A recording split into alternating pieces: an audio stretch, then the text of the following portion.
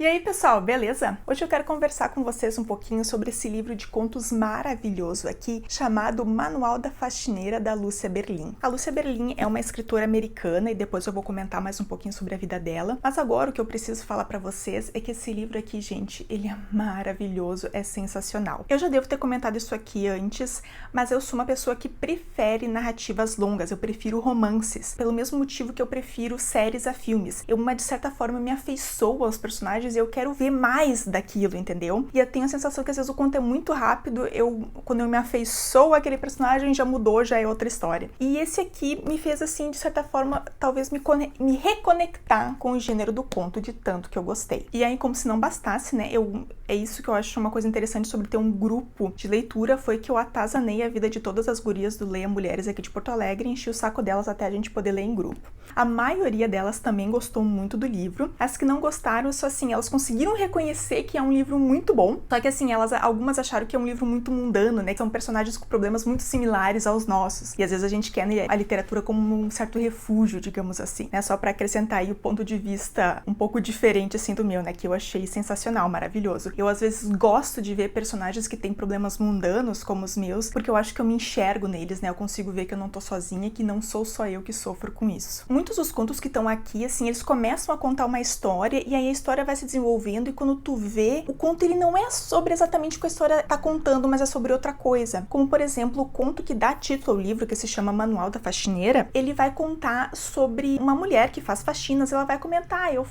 pego o ônibus, eu passo em frente ao endereço e tal, eu já fiz faxina ali, a faxina na fulana eu faço assim, assado, só que daí ela começa assim, ó, a dar, de certa forma, indícios de que ela tá passando por um processo de luto. Ela perdeu o marido, ela tá tendo dificuldade de lidar com aquilo, então assim, ela tá falando das faxinas, mas na verdade ela tá falando sobre o luto dela. E eu acho que isso, assim, pra ficar um conto bom, pra ficar algo realmente interessante, tu tem que ter, assim, dominar muito a escrita pra ficar bom como ficou aqui. Tem um outro conto chamado A Primeira Desintoxicação, que é sobre uma mulher que ela é mãe de 4 filhos, e ela é uma mãe solo, e ela bate o carro alcoolizada, e a polícia meio que fica com pena, porque ela é professora, porque ela é mãe e tal, e não leva ela presa, mas leva ela pra um hospital pra ela poder fazer uma desintoxicação. E aí, quando ela chega nesse hospital, ela meio que, os outros bêbados, e eu não tô chamando de bêbados, é a personagem mesmo que se refere a ele, né, como outros bêbados. Os outros bêbados que estão ali, eles são assim, eles meio que não aceitam ela, eles meio que querem dizer, nah, tu não é que nem a gente, não. Daí algum comenta, não, quando ela chegou aqui, ela tava bem doidinha, assim. E aí ela tem a necessidade, de certa forma, de querer, de ser aceita por aquele grupo de bêbados. E aí ela passa, eu acho, se eu não me engano, uma semana nessa instituição, e aí, tipo assim, caso vocês não saibam, né, a desintoxicação de álcool é uma das mais perigosas que existe, assim, porque a pessoa ela pode ter convulsões e tal. Então, uma pessoa que é realmente dependente do álcool, é muito arriscado ela fazer uma desintoxicação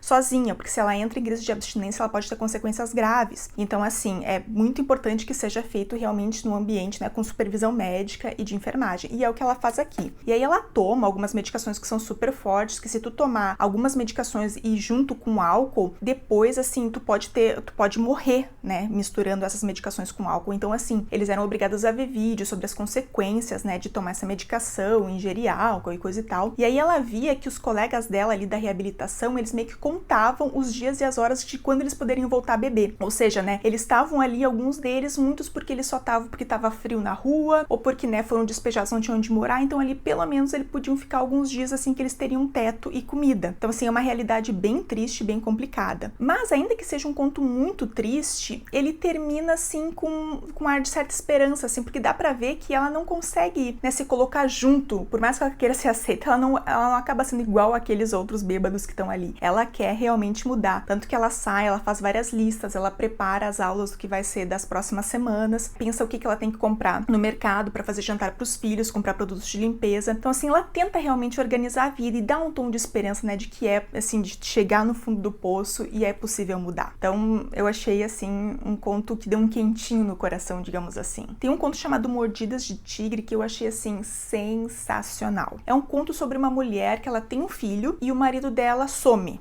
e aí ela descobre que ela tá grávida de outro bebê. Aí ela vai pra casa dos pais, né, pra, se não me engano, alguma comemoração, sei lá, se é ação de graças ou se é Natal ou o quê. E aí ela encontra a irmã e a irmã meio que convence ela, não, tu tem que fazer um aborto, tu não pode ter outro filho agora que teu marido te abandonou. E ela meio que pensa, não, realmente, um aborto agora é o melhor que eu posso fazer. Aí isso ela não pode fazer, eu não sei exatamente em que ano que se passa a história, não fica muito claro, mas dá a entender que é uma época em que o aborto não era legal nos Estados Unidos. Então a irmã dela dá o dinheiro pra ela atravessa a fronteira e vai fazer um aborto no México. E aí realmente ela é levada assim pra um lugar super remoto, super afastado, assim, e lá, enfim, vai acontecer, né, o procedimento, ela vai abortar o bebê. Só que quando ela chega lá, ela meio que, né, tem um choque, ela vê outras meninas que estão lá que realmente estão desesperadas pra abortar, e ela meio que fica naquele choque e ela desiste, ela volta atrás. E aí o pessoal assim, tá, tudo bem, tu quer desistir? Tudo bem, só que a gente não pode te levar de volta, tu vai ter que esperar até amanhã. E aí realmente ela meio que ajuda a cuidar das outras ali que estão fazendo o procedimento e tal. Eu, como leitora, imaginaria, não, ela tá fazendo a coisa errada, ela tem que abortar mesmo, é só mais problema e tal. E o que eu achei mais interessante foi que quando ela decidiu por não fazer o aborto, ela finalmente é como se ela estivesse tomando as rédeas da vida dela nas mãos, porque foi algo que ela decidiu. Porque por mais que ela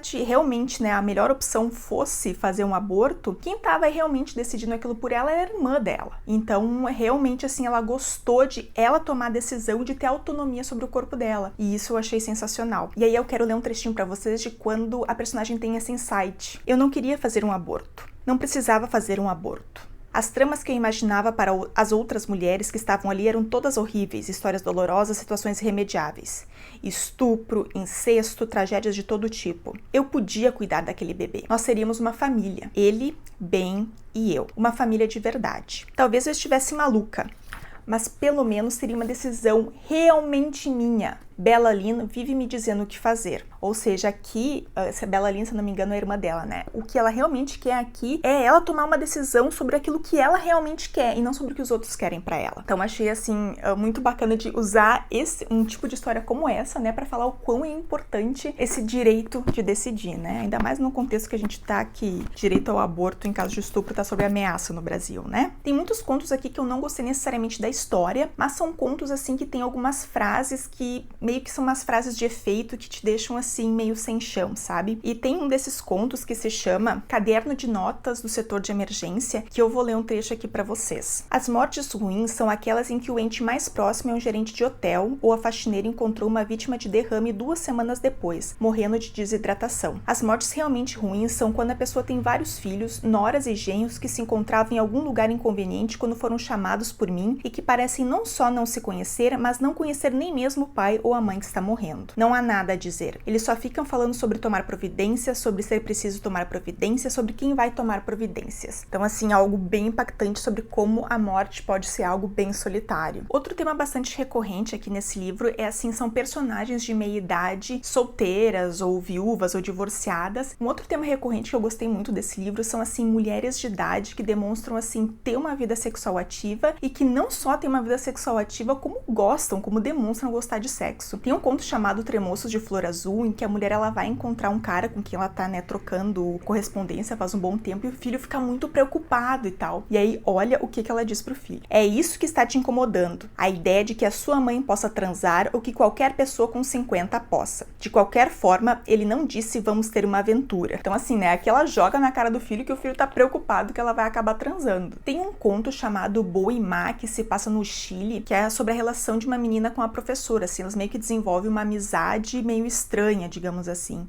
Mas não no sentido com conotação sexual, tá? Nada disso acontece. É só no sentido que é uma amizade, uma relação meio estranha mesmo. E essa menina, ela é americana, filha de um pai militar, que também é americano, que tá no Chile, né? Então provavelmente tem alguma coisa aí envolvida, né, em relação à ditadura do Pinochet no Chile. Essa professora é comunista e começa a levar essa aluna, então, pra reuniões e tal. E começa a levar ela, então, assim, pra recolher dinheiro pra caridade, coisas assim. E aí isso começa, né, cada vez ficar mais complexo, porque eu acho que até em algumas situações ela meio que coloca a menina em risco, sabe? E aí tem um trecho assim, ó, eles estavam, né, meio que pedindo, fazendo arrecadação de dinheiro na rua, e aí uma outra pessoa intervém. Não é adequado em Santiago uma mocinha fazer esse tipo de coisa e nós vamos levá-la para casa. Foi tudo que Tito disse pra ela. Miss Dawson olhou pra ele com desdém e alguns dias depois, no corredor da escola, me disse que era errado deixar que homens ditassem as minhas ações. Eu disse a ela que tinha a sensação de que todo mundo ditava questionava as minhas ações, que eu já vinha saindo com ela aos sábados 1 mês a mais do que tinha prometido e que não ia mais fazer isso. Então assim, tipo, né,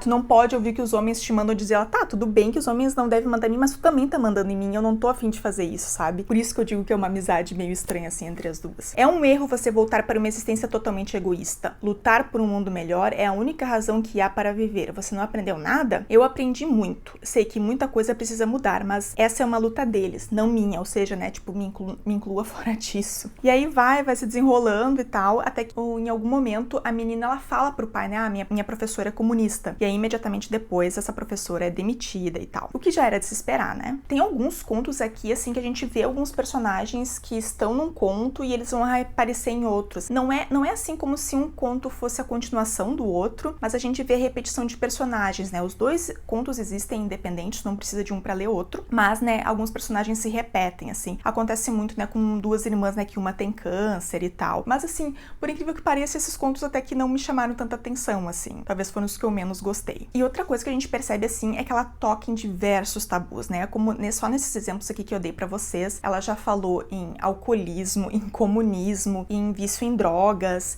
e tem um conto, ou até mais de um, que menciona pedofilia. Então tem várias coisas, assuntos muito pesados que são, né, tabus, e que ela vai falar disso, assim, com maestria nesses contos. Ainda da série, né, contos que eu não gostei tanto assim, mas que tem algumas frases de impacto, eu vou ler aqui o início de um conto pra vocês, tá? Solidão é um conceito anglo-saxão. Na cidade do México, se você é o único passageiro dentro de um ônibus e outra pessoa entra, ela não vai só se sentar perto de você, como vai se encostar em você. Gente, isso aqui não poderia ser mais verdade, assim. É tipo, isso aqui no Brasil é muito normal, né? A gente entra no ônibus, é tudo apertado, as pessoas vão encostando em ti. E eu já fui uma vez pro Peru, e no Peru isso é ainda pior, é incrível. Assim, num lugar onde caberiam 2 pessoas sentadas, sentam 3, elas fazem assim, né, tu te espremer e as pessoas ficam, né, toda grudada em ti. Já morei nos Estados Unidos, é muito engraçado, assim, por exemplo, eu sou uma mulher grande, né, então, assim, no avião, meu ombro é largo, assim, eu acabo encostando e dá pra ver que até mesmo os homens, assim, eles se encolhem pra não encostar em ti, o que eu acho maravilhoso, né, adoro ter meu espaço pessoal respeitado. E aqui no Brasil, não, né, tu tá, por exemplo,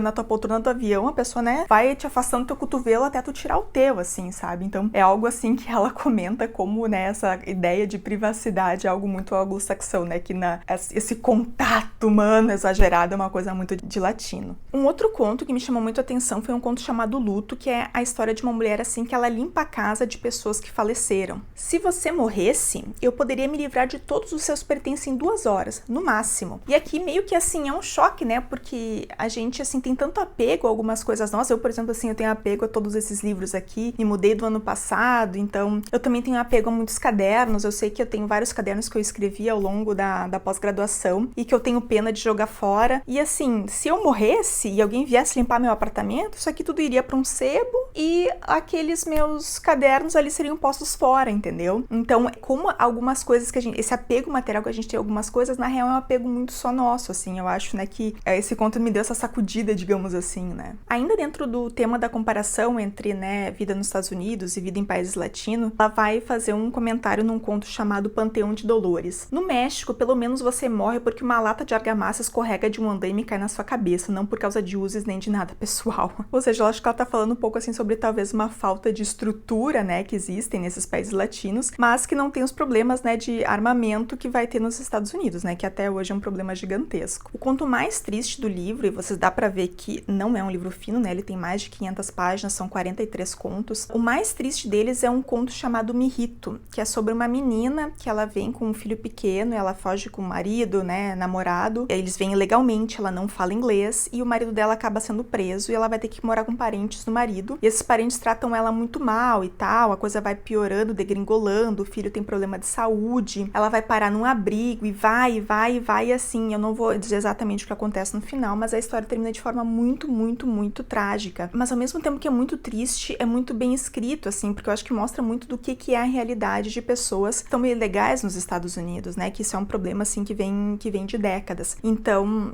me deixou bastante chocada, me deixou muito movida esse conto, porque, assim, ao mesmo tempo que ele é muito triste, ele também é muito belo, né, se chama Mijito. E o conto mais impactante que eu li aqui foi um conto chamado Carmen, que é sobre uma mulher grávida que mora num trailer, como vocês podem ver, né, tem muitos personagens que são pobres, tem alguns personagens com muito dinheiro, mas a maioria são personagens muito pobres. Então, essa mulher, ela tá grávida, ela mora com o marido marido, que é um viciado em heroína. O marido dela tá enchendo o saco porque quer heroína, e ela tem que atravessar a fronteira, ela tem que pegar um avião, um carro e tal, pra comprar heroína pra ele no México. Aí ela vai comprar e tal, e ela meio que não escuta uma das instruções dele, que não é pra deixar o fulano lá sozinho com a droga, porque ele vai tirar uma parte. Quando ela volta, realmente tem um pouco de droga a menos, e ele fica puto e bate nela. Ou seja, ela tava grávida, quase ganhando o bebê, se arrisca horrores atravessando a fronteira pra comprar droga pra ele, e quando chega, ela ainda apanha, sabe? E ainda ela responde assim, tá, quer reclamar? Vai, chama a polícia então. E aí o cara dá outro tapa nela. E aí então, ele usa aquela heroína assim, e ela se dá conta que, né, quando ele tá lá doidão, meio apagadão, porque